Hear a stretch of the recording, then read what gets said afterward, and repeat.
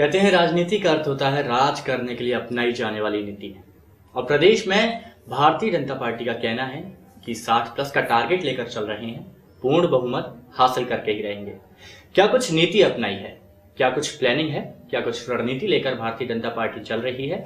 इन्हीं तमाम सवालों के जवाब जानने की आज कोशिश करेंगे हमारे इस खास शो राजनीति में। और राजनीति में हमारे साथ आज एक ऐसी शख्सियत मौजूद हैं जो मध्य प्रदेश सरकार में नगरीय प्रशासन मंत्री हैं। साथ ही साथ अब बीजेपी हाईकमान ने उन्हें जिम्मेदारी सौंपी है, हरियाणा में चुनाव वैतरणी पार करने की जिम्मेदारी दी गई है। जी, हम बात कर रहे हैं हरियाणा के चुनाव प्रभारी कैलाश विजयवर्गीय की।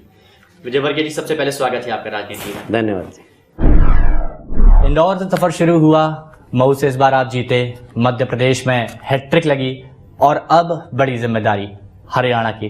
किस तरह से देखते हैं आप इस सफर को? अच्छा है, चुनौतीपूर्ण है और हरियाणा में शायद हमारी अपने दम पर सरकार बनाने का पहला अवसर है। तो पिछले 10 सालों में कांग्रेस में जितने भी नेता थे वो अब बीजेपी में शामिल हो गए हैं और 10 साल उन्होंने जमकर मलाई खाई, अब वो बीजेपी में शामिल हो गए हैं। कहा जा रहा है बीजेपी की विचारधारा को अपनाएंगे, बीजेपी में आके पवित्र हो जाएंगे। क्या इतनी जल्दी बीजेपी की विचारधारा में वो आपसी सामंजस्य बिठाएंगे? क्या आपको लगता है?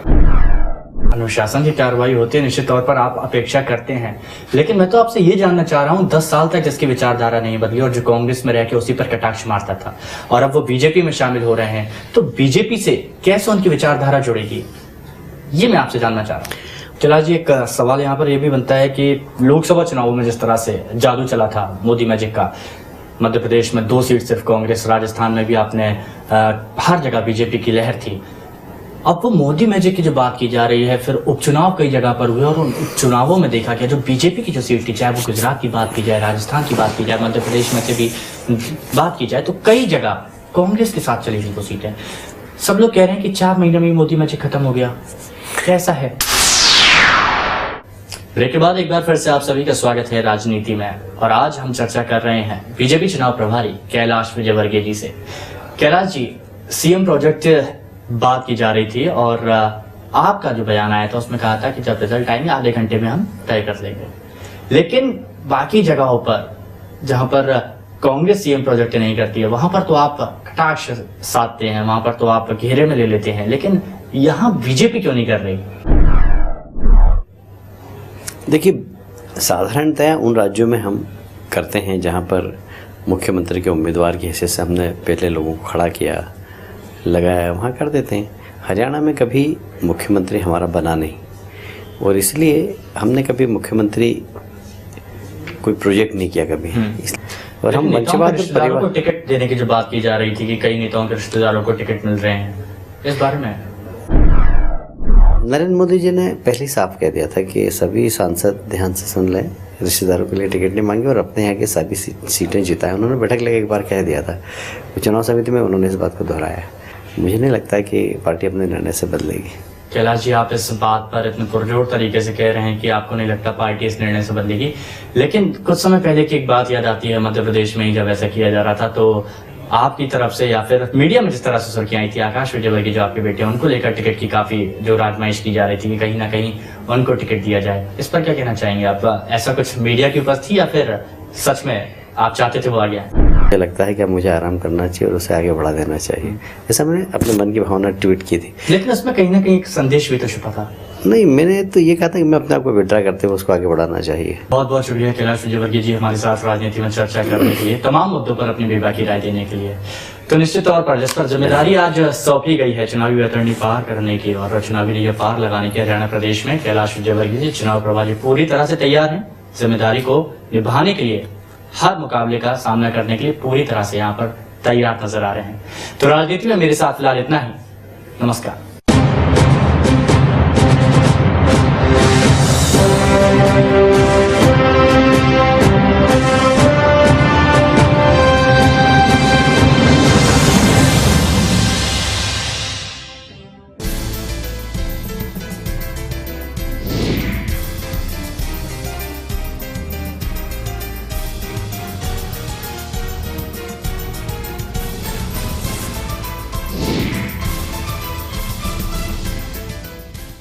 नमस्कार, आई विटनेस न्यूज में आपका स्वागत है। मैं हूं आपके साथ हिमांशु। आप देख रहे हैं आपकी पंचायत और आज एक बार फिर हम जनता के बीच, जनता के साथ, जनता के सवाल लेकर हाजिर हैं।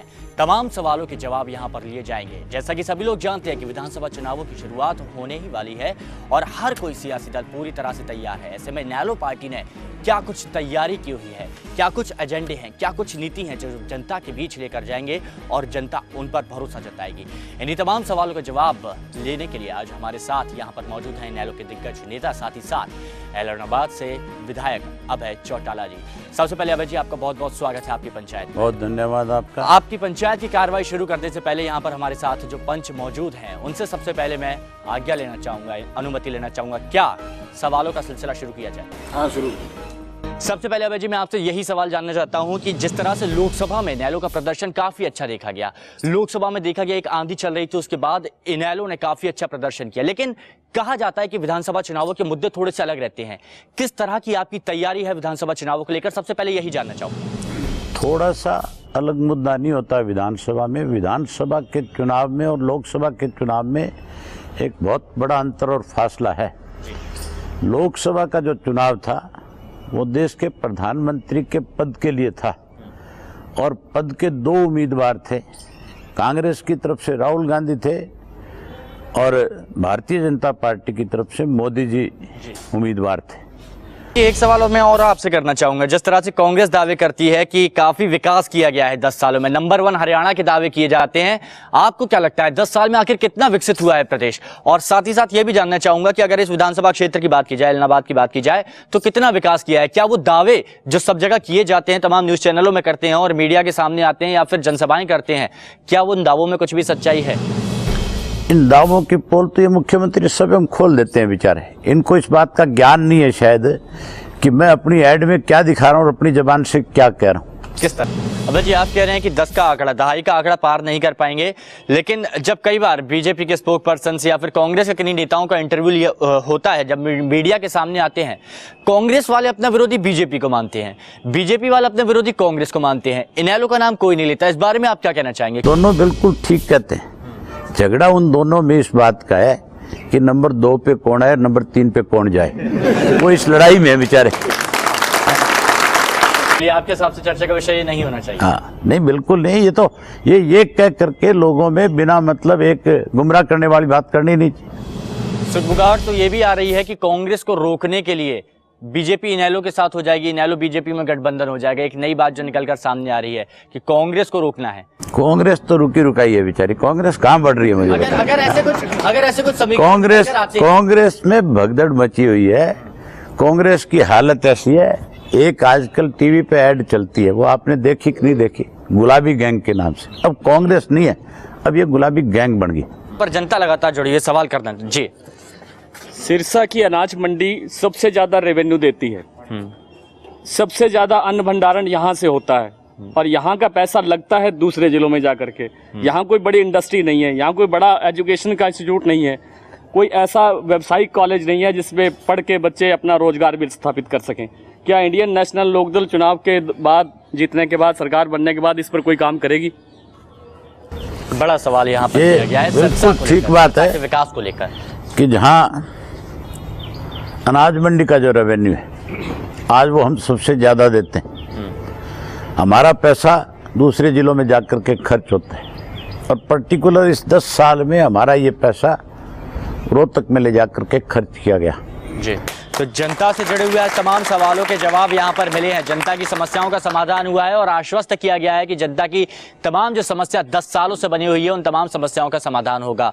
हमारे साथ जो पंच मौजूद हैं, क्या आज जो भी सवाल हुए हैं और सवाल के जो जवाब दिए गए हैं, क्या आप इन सवालों से, इन जवाबों से संतुष्ट हैं?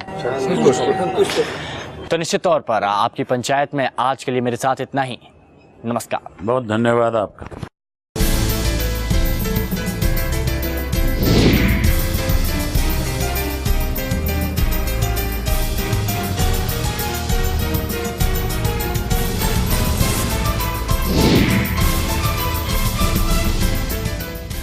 मेरा पूरा निचोड़ है। आप यहीं पर प्रचार करने लगे। आप सामंतवाद की डेफिनेशन ये है कि एक साधारण व्यक्ति हरियाणा का वो ये मान ले कि आईएनएलडी की सरकार आ रही है और उसके चेहरे पे जो भाव होंगे वो सामंतवाद है। नहीं, सामंतवाद ये नहीं है। अरे मैंने जिनको समझाना था उनकी समझ में आ गया। चलिए ठीक है। जिसको क्या क्या याद आएगा इससे, उसके चेहरे पे अगर जो भाव है वो क्या क्या आएगा वो याद आएगा। आपको ये भी नहीं बोलना चाहिए आप उसी INLD की बात कर रहे हैं जिसके साथ कभी बीजेपी में चुनाव लड़ा। भाई अभी 43 टिकटें आई हैं और आने दीजिए, फिर आपको पता चलेगा कि आपके कितने नेताओं के साथ। अब मैं जवाब दूं। ये आप भी मत बोलिए, आपके भी लिस्ट आने वाली है, उसमें भी कहीं ना कहीं नाम निकल कर सामने आएंगे। एक पार्टी के साथ समय कम है, समय कम है। एक्चुअली क्या है, कमेंट लेना चाहूंगा। आप आखिरी कमेंट आपसे। चलो मैं यहीं से कर देता हूँ। एक स्वागत जवाहर जी, बात तो वही है ना, आप तो कहते हैं कि आपकी पार्टी में जो आएगा वो पवित्र हो जाएगा। तो विनोद शर्मा में क्या कमी थी? विनोद शर्मा को भी ले लेते। इससे पहले सम्मान की बात कीजिए, कई ऐसे चेहरे सामने आते हैं। कौशिक जी, मैं तो आपसे ये जानना चाहता हूँ कि जब लिस्ट जारी होगी उसके बाद अगर पहले कांग्रेस की होती है तो ऐसा तो नहीं अचानक पैराशूट बन के कांग्रेस से कोई आ जाएगा और जो यहाँ पर हैं उनको दरकिनार कर दिया जाएगा? मैं एक शॉर्ट में आपसे जानना चाहता हूँ। मेरे से पूछ रही है? मैं इनसे आपसे, हाँ 20 साल कांग्रेस की लिस्ट जारी होने के बाद जब आपकी लिस्ट जारी होगी तो वही मैं आपसे जानना चाहता हूँ, ऐसा तो नहीं कि कोई पैराशूट से आएगा और अचानक जो आपका जो साथी है उसको दरकिनार कर दिया जाएगा? ऐसा है जी, मेरे साथियों की चिंता आप मत करो, वो मैं करूंगा। मैं तो ऑन एयर कहा है एक चीज को कि जो व्यक्ति जिसकी छवि स्वच्छ हो और उसके कारण भारतीय जनता पार्टी को मदद मिलती है तो भारतीय जनता पार्टी मदद लेना चाहिए। चिंता निश्चित तौर पर हम नहीं करेंगे, कहीं ना कहीं वो विरोध निकल कर सब सामने आएगा। ऐसा है कौशिक जी, आखिरी कमेंट किसी व्यक्ति पर समय कम नहीं है करना चाहता, परंतु भारतीय जनता पार्टी को नहीं लगा तभी तो ऐसा हुआ। जवाहर जी, समय कम है। कौशिक जी, आपसे एक आखिरी कमेंट लेना चाहूंगा। जिस तरह से आप काफी ज्यादा रणनीति बना रहे हैं, ऐसा तो नहीं कि जब ये लिस्ट जारी होगी सारी रणनीति ध्वस्त हो जाएगी, विरोध के स्वर दिखने लगेंगे? नहीं, मैं नहीं मानता है ऐसी बातें। हमारे संगठन में बड़ी मजबूती है और बड़ी सोच समझ के जो भी टिकटें हमारी गई फाइनल। तो इतना बिखराव कैसे हो गया? कहाँ बिखरा हो सर? अब बल्कि और कांग्रेस पार्टी बड़ी और उभर के आई है। अब तो हमारा तो बहुत ज्यादा अच्छा हुआ है, जो जिन्होंने जाना था वो चले गए। कांग्रेस पार्टी अब एक गारंटी मैं मान लेता हूँ, जो अब आगे नहीं जाएंगे ये तो कंफर्म मान लेना। अरे ये तो मैंने चलिए डॉक्टर साहब एक आखिरी कमेंट आपसे। देखिए, राजनीति में कभी भी कुछ भी संभव है। स्क्रीन पर बैठकर आइडियोलॉजी की बड़ी बड़ी बातें कर रहे हैं, सबके सामने अच्छी लगती हैं, लेकिन पर्दे के पीछे सत्ता में आने के लिए कोई भी राजनीतिक पार्टी किसी भी तरह का समझौता करने के लिए हर समय तैयार रहती है। ये चुनाव के बाद जो गठबंधन बनेगा, मुझे नहीं लगता कि कोई पार्टी अगर सत्ता में आए, अगर पूर्ण बहुमत से कोई पार्टी आती है तो हरियाणा के लिए बहुत बड़ी सौभाग्य की बात होगी। अगर नहीं आती तो आप देख लीजिएगा, आज तक जो धुर विरोधी पार्टियां हैं वो भी गठबंधन करके सत्ता में आने का प्रयास करें। चलिए, निश्चित तौर पर बहुत बहुत शुक्रिया तमाम मेहमानों का इस चर्चा में शामिल होने के लिए। बहुत बहुत शुक्रिया, बहुत बहुत आभार। तो जैसा कि कहा जा रहा है, डॉक्टर साहब कह रहे हैं कि राजनीति में हर बात संभव है और ऐसे में यह भी देखना होगा कि टिकट वितरण कब करते हैं कांग्रेस और बीजेपी। जैसे ही करते हैं उसके बाद किस तरह के समीकरण, जो अभी जो समीकरण लेकर चल रहे हैं उसके बाद कितने समीकरण बिगड़ते हैं, बनते हैं, यह भी देखने योग्य बात होगी। फिलहाल सत्ता के संग्राम में मेरे साथ इतना ही। नमस्कार।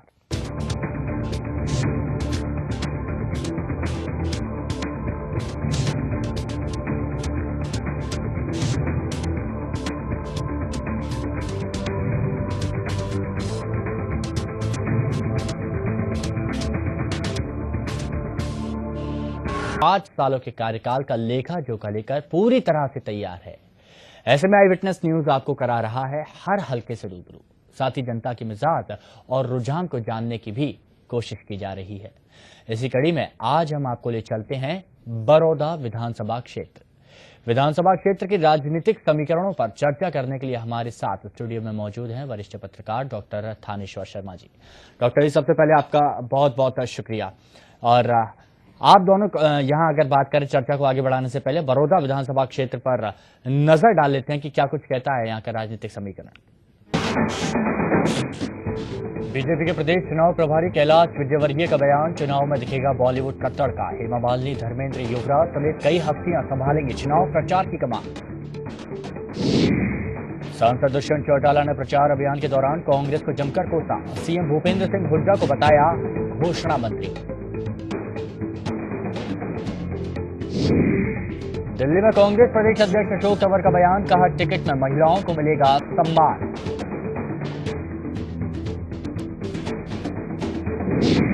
सोमवार को हो सकती है कांग्रेस की लिस्ट जारी, सभी 90 विधानसभा सीटों पर हो सकती है उम्मीदवारों की घोषणा।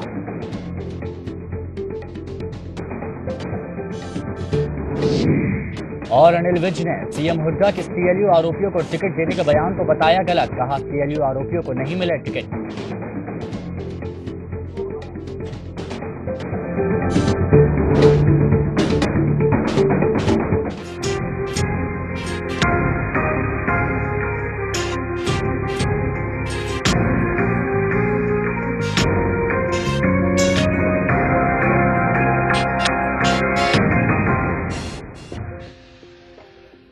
नमस्कार, मैं हूं आपके साथ हिमांशु दीक्षित। आप देख रहे हैं सत्ता का संग्राम। हरियाणा में सत्ता का संग्राम शुरू हो चुका है। तारीखों का ऐलान हो चुका है। 15 अक्टूबर को जनता नेताओं के भाग्य का फैसला करेगी। चुनाव की खबरों और पार्टियों की उठापटक की खबरों से हम आपको कराएंगे रूबरू, साथ ही बड़ी खबरों पर भी करेंगे चर्चा अपने इस शो में। तो चलिए शुरू करते हैं सत्ता का संग्राम।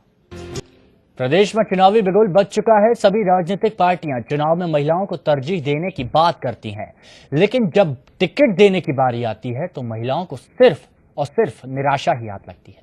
जी हां, राजनीतिक दलों के द्वारा महिला सशक्तिकरण की बात की जाती है, महिलाओं को तवज्जो देने की बात की जाती है, लेकिन जब भी टिकटों का वितरण होता है कहीं ना कहीं एक कदम पीछे ही रहती है महिलाएं। हमेशा कम ही टिकट दी जाती है। आखिर इसके पीछे क्या वजह है, इसी पर आज हम चर्चा करेंगे। और प्रदेश में आखिर महिलाओं को लेकर क्या सोच है राजनीतिक दलों की, इस पर भी चर्चा करेंगे। हमारे साथ स्टूडियो में मौजूद हैं कांग्रेस से डॉक्टर वीना देशवाल जी, साथ ही साथ बीजेपी से अपना पक्ष रखेंगी सुनीता दुग्गल जी, और हजका से हमारे साथ मौजूद हैं उषा रानी वर्मा जी। साथ ही साथ हमारे साथ स्टूडियो में मौजूद रहेंगे वरिष्ठ पत्रकार डॉक्टर थानेश्वर शर्मा जी। आप सभी का स्वागत है। सबसे पहले दुग्गल जी, मैं आप ही के पास आना चाहूंगा और आपसे जानना चाहूंगा, बीजेपी लगातार महिलाओं को बढ़ावा देने की बात करती रहती है, लेकिन उसके बावजूद भी जब टिकट वितरण की बात आती है तो क्यों बीजेपी अपने हाथों को कहीं ना कहीं सीमित कर लेती है? इसके पीछे क्या वजह है? देखिए हिमांशु जी, ऐसी कोई बात नहीं है कि बीजेपी जो है वो महिलाओं को टिकट वितरण में जो है ऐसी बात नहीं है। आपकी बात से मैं सहमत नहीं हूँ। सबसे पहले तो आप ये देखिए कि जितने भी हमारी मेंबर पार्लियामेंट बने हैं उसमें सबसे पहले नरेंद्र मोदी जी ने 7 महिलाओं को कैबिनेट का मंत्री बनाया, और इसके बाद आप देखिए कि गुजरात में उन्होंने आनंदीबेन को मुख्यमंत्री बनाया। तो आप कम से कम भारतीय जनता पार्टी को ये नहीं कह सकते कि भारतीय जनता पार्टी जो महिलाओं की अनदेखी करती है। तो बाकी एक बात हरियाणा के लिए मैं पर्टिकुलरली आपको ये बताती हूँ कि हरियाणा में महिलाएं खुद भी जो है वो बहुत ज्यादा सामने नहीं आती हैं राजनीति में, और इसलिए भी शायद कुछ कारण ये रह जाते हैं कि सभी राजनीतिक पार्टियों के लिए मैं ये बोलती हूँ कि वो इतना तवज्जो नहीं दे पाते हैं महिलाओं को, लेकिन फिर भी भारतीय जनता पार्टी जो है वो कंपैरेटिवली काफी तरजीह देती है महिलाओं को। आप कह रही हैं कि हरियाणा में कहीं ना कहीं महिलाएं खुद निकलकर सामने नहीं आती हैं, जबकि देखा जाता है हरियाणा में भी तमाम जो राजनीतिक दल हैं वहां पर महिलाओं की भागीदारी काफी रही है। उसके बावजूद भी काफी सक्रिय महिलाएं, फिर भी राजनीतिक दल कहीं ना कहीं टिकट वितरण में नाइंसाफी क्यों करते हैं, ये एक बड़ा सवाल है। इसके पीछे वजह क्या है? देखिए, इसके पीछे वजह जो राजनीतिक पार्टियां सभी जो हैं थोड़ा सा महिलाओं को कम तरजीह देती हैं, पर्टिकुलरली हरियाणा में, उसके पीछे मैं वजह ये मानती हूं कि यहाँ पर हरियाणा में महिलाओं को उतना तवज्जो नहीं दिया जाता। ये संकुचित सोच है कि नहीं है पार्टियों की? आप मानती हैं कि नहीं? नहीं, पार्टियों की नहीं है, यहाँ पर समाज की ही संकुचित मानसिकता है। ये मैं आपको बता दूं, ये मैन डोमिनेटिंग, पर्टिकुलरली हरियाणा हमारा मैन डोमिनेटिंग सोसाइटी है यहाँ पर ज्यादा। तो आप इसके कंपैरेटिवली अगर आप वहाँ केरला साइड में चले जाएं या आप उधर साउथ में चले जाएं तो वहां पर महिलाओं को बहुत ज्यादा तरजीह दी जाती है और पढ़ाई के लिए उनकी बहुत महत्व उनको दिया जाता है। तो यहाँ पे हम समाज का ही कुछ ताना बाना इस तरह से है कि यहाँ पर महिलाओं को कंपैरेटिवली। आपने दुग्गल जी ये बात कह दी कि मैन डोमिनेटिंग स्टेट है, लेकिन इस बात का फैसला कौन करता है? क्या महिलाओं से पूछा गया कि वो आगे आना चाहती हैं या नहीं आना चाहती हैं, या फिर ये फैसला उन पर थोप दिया जाता है कि नहीं वो आगे नहीं आना चाहती तो इसलिए पुरुषों को आगे कर दिया जाता है? मुझे यही लगता है कि थोड़ा उनको जो है ना एक तरह से थोप दिया जाता है कि आप जो है वो घर के चूल्हे चौके तक जो है सीमित रहिए और ये आपका स्फीयर नहीं है, केवल राजनीति है। मैडम सुनीता जी, बात यहाँ पर ये जा रही थी, डॉक्टर साहब भी यही कहना चाह रहे थे कि बीजेपी इतनी आसानी से दाव नहीं खेलती है महिला उम्मीदवारों पर। ऐसी बात नहीं। चलिए वीना जी, मैं आपसे जानना चाहता हूं, क्योंकि यहाँ पर अगर महिलाओं की बात की जाए तो कांग्रेस भी इतने ज्यादा इंटरेस्ट नहीं दिखाती है, क्योंकि लोकसभा चुनावों में बात करें तो लोकसभा चुनावों में इतना ज्यादा इंटरेस्ट नहीं दिखाया गया है। इसीलिए मैं आपसे यहाँ पर पूछना चाहता हूँ कि आश्वस्तता हर कोई दिखाता है, तमाम तरह से कहा जाता है कि इतनी भागीदारी होगी, लेकिन उतना होता नहीं है। अगर इस बार भी यहाँ पर जब टिकटों की सूची सामने आती है, टिकट वितरण जब किए जाते हैं, उसमें भी महिला उम्मीदवारों के नाम ज्यादा नहीं होंगे, तो आपको नहीं लगता कि कांग्रेस भी अनदेखी करेगी? यही बात की जाती है कि एक कोशिश की दरकार है, और यही देखना होगा कि राजनीतिक दल वो कितनी कोशिश कर पाते हैं। यहाँ पर वक्त हो चला एक छोटे से ब्रेक का, जल्द ही हाजिर होंगे।